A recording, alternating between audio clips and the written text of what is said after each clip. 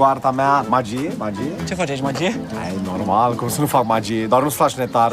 Costumul e de flașnetar, dar flașnetar nu mai e. Și ce faci? Ghicești cărți? Cum să nu ghicesc? Normal că ghicesc, dar voi cum? Ia, uite, ține cărțile astea. Așa. Cum să le ții? Lasă-l pe dânsul în pace. Ce se întâmplă? O cunoști pe doamna? Ai, o cunosc pe doamna. Cum să o cunosc? Nu o cunosc. Ce crezi că eu cunosc toate moldovencile? Doar pe majoritate le cunosc. Eu sunt Natasha, sunt din Chișinău, eram peste stradă și m-am uitat la ce face dânsul aici, când fură portofele și ceasuri de la oameni. Fur, nu. Sunt magician, eu fur zâmbete. Hai, lasă vrăjeala, că știi, vrăjeala de moldovean, nu cunosc eu compatrioții. Stai, cum adică? Ce vreți să spuneți? Vrei să arăt cum faci? Da. Fii atent de cărțile astea încoace. Mai întâi, te puni să ții cărțile în mână, da? Ține-le și tu nu ești atent, absolut deloc nu ești atent. Te uiți pe piele sau unde te uiți tu, nu ești deloc atent și dintr-o dată, jap. Jap. Ce jap? Ai jap, niciun jap. Jap, ți-a furat ceasul. După care te puni să alegi o carte. Și Alege aleg una. una, alege una, nu te uiți la ea, nu te uiți, că nu ești atent. Și îți pune cartea aici, în buzunar, la spate și dintr-o dată jap. Ce jap? Ai jap, niciun jap. Jap, ți-a furat portofelul. Asta faci? Nu, Poliția! Poliția! Aoleu, dar de ce stric până apare poliția? O să treacă... A apărut. Cine sunteți? Ce se întâmplă aici?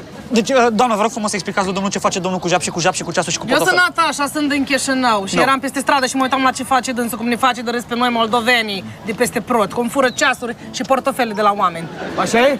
Fur ceasuri și portofele? Ei, cum să fur ceasuri și portofele? Nu fur, sunt magician, fur zâmbete și aplauze cu magia mea, uite. Zău, și de unde ai învățat tu magie?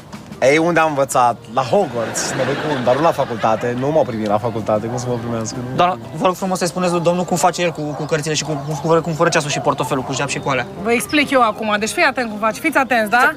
Sunteți foarte atenți. Foarte atenți. Vă dă, veniți încoace. Veniți încoace. Vă dă să țineți cărțile, țineți cărțile. Și când dumneavoastră nu sunteți atent la cărți, absolut deloc nu sunteți atenți și dintr-o dată, jap. Jap. Ce jap? Ei, jap, niciun jap. Jap ți-a furat ceasul de la mână. După care, vă puneți să alegeți o carte. Alegeți o carte, nu vă faceți Alegeți o seama, carte? alegeți o carte. Și tu nu ești atent, nu te uiți la carte și îți bagă cartea în buzunar aici ca să nu o ghecești. Și nu sunteți atent, jap. Jap. Ce jap? Ei, jap, niciun jap. Jap. Jap ți-a furat portofelul.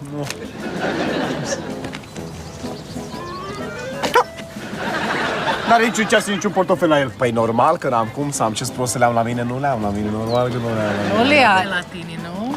Nu, normal Nu că le nu. ai la tine. Focus, focus. Ceasul și portofelul. Deci, cercai să furi ceasul și portofelul. Ei, eu încercam să-ți fur ceasul și portofelul normal, dar doamna chiar a reușit să-ți fure ceasul și portofelul. Hazliu, nu? Da. Nu-i hazliu? Mai ales că și ție ți-a furat ceasul și portofelul. Ia, băi. Hazliu, nu? Cocoare! Ia stai așa! Ei,